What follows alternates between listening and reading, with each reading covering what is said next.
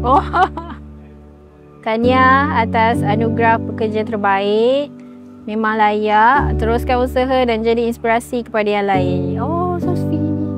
Anugerah ni sangat bermakna untuk tim saya lah. Tanpa diorang, saya tak akan sampai ke tahap ni.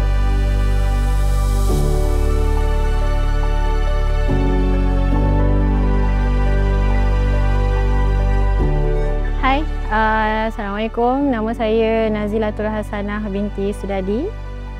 Saya bekerja dekat Ion dah 10 tahun.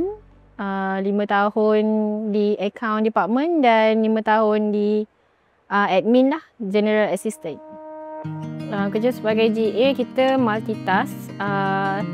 Kita akan rounding dekat selling floor lah untuk memastikan tempat sentiasa terjaga. Keselamatan teratur dan kalau ada segala kerosakan ke dekat department, defect-defect, kita akan cuba selesaikan lah masalah tu.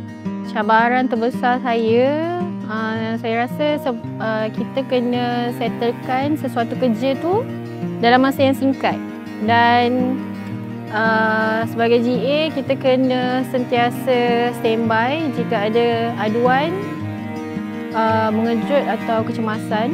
Jadi GA ni tak senang, kita kena uruskan banyak benda dari segi rosak tu, rosak ni, lepas tu kena deal dengan ramai orang dan kerja lebih masa. Tu sentiasalah tipulah kan kalau kata tak pernah 10 tahun kena marah dengan bos-bos, dengan customer. Kadang kita rasa kita dah bagi benda tu, kita dah bagi yang terbaik tapi mungkin dia tak puas hati sebab kena ikut cara dia, bukan dari cara kita sendiri. Macam tu. Saya mempunyai tim yang sangat sportif yang sentiasa backup bila ada kekangan, membantu untuk menyelesaikan masalah sama-sama lah. Dan suasana kerja saya pun bagi saya semangat dan saya tak terbeban untuk datang kerja. Ion bagi ruang dekat saya dan percaya saya untuk sampai ke tahap ni.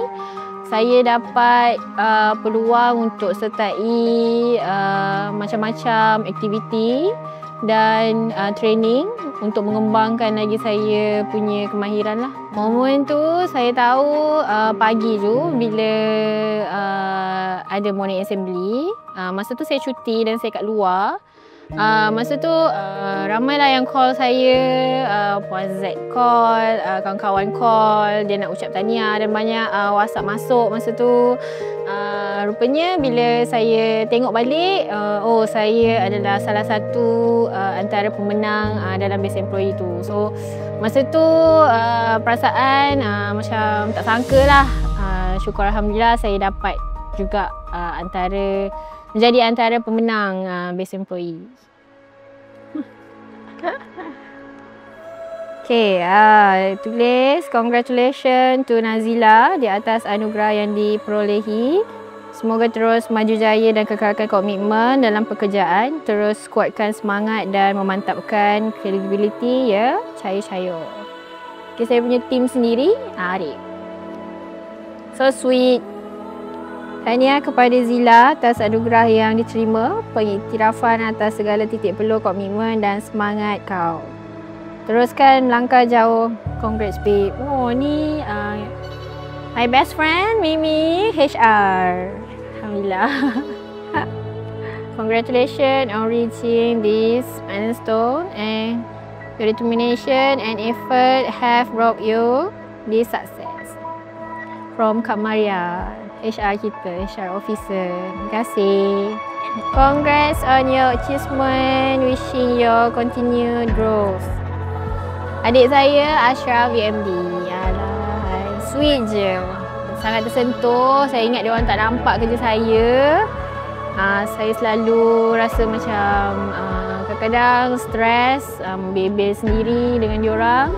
So alhamdulillah lah orang boleh nampak yang kerja-kerja kita, apa yang kita buat. Kita jangan mudah putus asa.